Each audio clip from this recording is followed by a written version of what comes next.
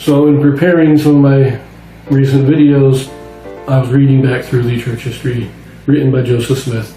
And just to clarify, what I've been doing, especially in my historical overview videos, my supplements between sections covering longer periods, I take the history of the church written by Joseph Smith, and I just kind of tell the story that Joseph Smith tells. I'm not telling a complete overview of church history. This is what Joseph Smith wrote.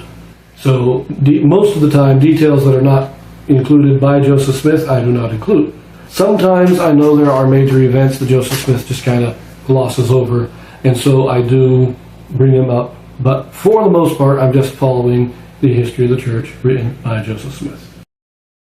Now, in reading section 131, as I mentioned in that video, section 131 is given in 3 parts over the course of 2 days. The first part is on the 16th of May.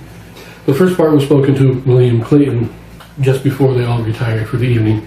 The second part was on May 17th in the morning after breakfast. They took a little pleasure ride, and Joseph gave a brief sermon based on 2 Peter chapter 1.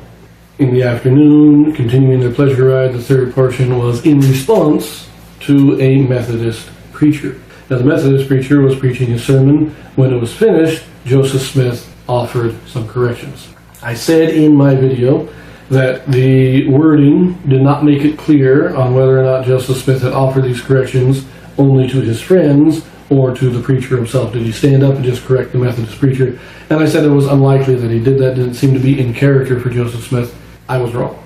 After I did that reading, in preparing for my introduction to section 132, I went back to the church history. See, what I had done in preparing for 131, I read the church history up to the point of that revelation being given. But once I got to that revelation, I just stopped reading. I did my video introducing section 131, read through it, did all that.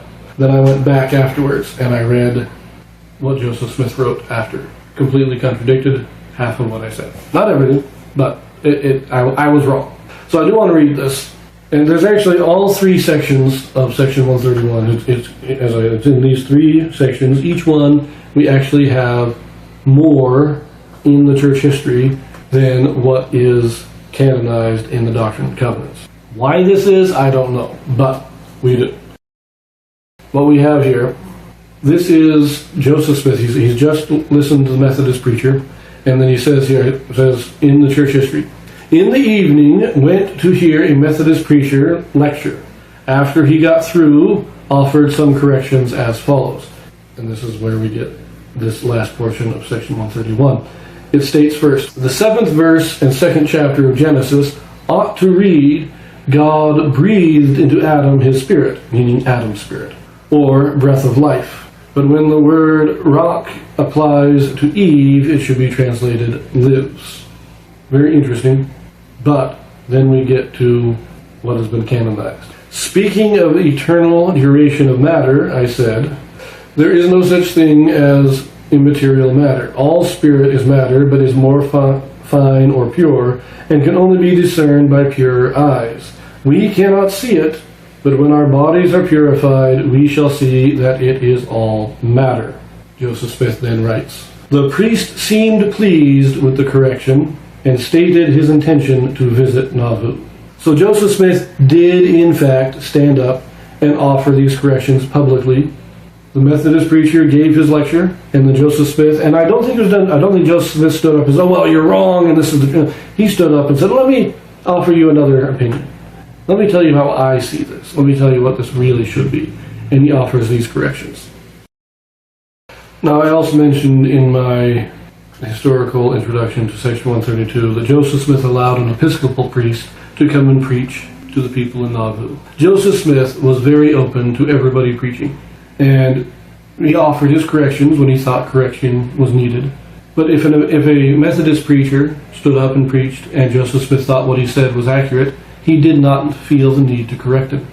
And he would invite him to come in, and they would talk, and they would, you preach your sermon, I'll preach mine, and have a discussion.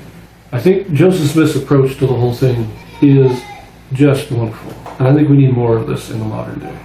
But I know I would have a hard time with it myself. I'm a very proud, very arrogant kind of guy, and I love correcting people.